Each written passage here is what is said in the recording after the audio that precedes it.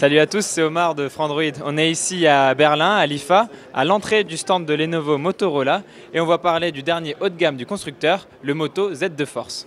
En ce qui concerne le design, le Moto Z2 Force reste dans la lignée des hauts de gamme de Motorola avec un smartphone qui est très fin, ce qui n'améliore pas forcément la prise en main puisque ce n'est pas hyper confortable de l'avoir en main, mais disons qu'il faut un petit temps d'adaptation et d'utilisation pour pouvoir s'y faire. À l'avant, on trouve un lecteur d'empreintes sous l'écran que l'on peut paramétrer comme un trackpad pour pouvoir naviguer avec sans avoir à utiliser les touches logicielles de navigation.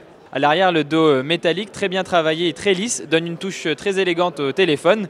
C'est dommage que le capteur photo, lui, dépasse en relief. L'écran de 5,5 pouces avec une définition Quad HD bénéficie d'un affichage AMOLED, ce qui garantit du coup un excellent contraste. Et on remarque aussi sur l'écran que les couleurs sont plutôt fidèles à la réalité. Le Moto Z2 Force est un smartphone haut de gamme sorti en 2017, donc c'est logique qu'il embarque un Snapdragon 835. Celui-ci est couplé à 4 Go de RAM et il faut aussi savoir que le téléphone a 64 Go de stockage. Donc globalement, on est dans une configuration assez classique pour un smartphone haut de gamme.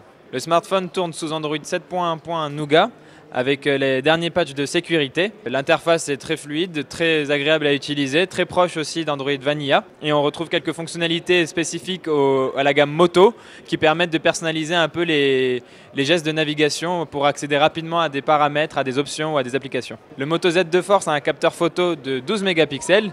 L'un des objectifs est en couleur, tandis que l'autre est en monochrome. De ce fait, en plus de pouvoir switcher entre des photos en couleur et des photos en noir et blanc, on pourra aussi jouer sur la profondeur de champ, comme c'est déjà le cas sur beaucoup de smartphones haut de gamme qui proposent aussi un double capteur photo.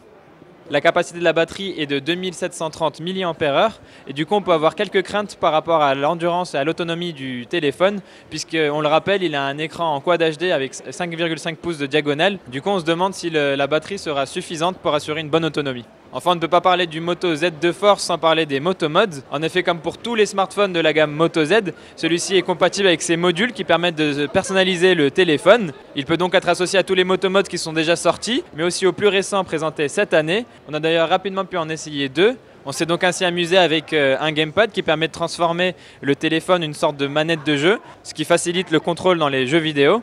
Mais surtout, on a pu aussi essayer une caméra à 360 degrés dont le rendu était plutôt très satisfaisant. Le Motorola Moto Z2 Force sera disponible en septembre pour un prix conseillé de 799 €.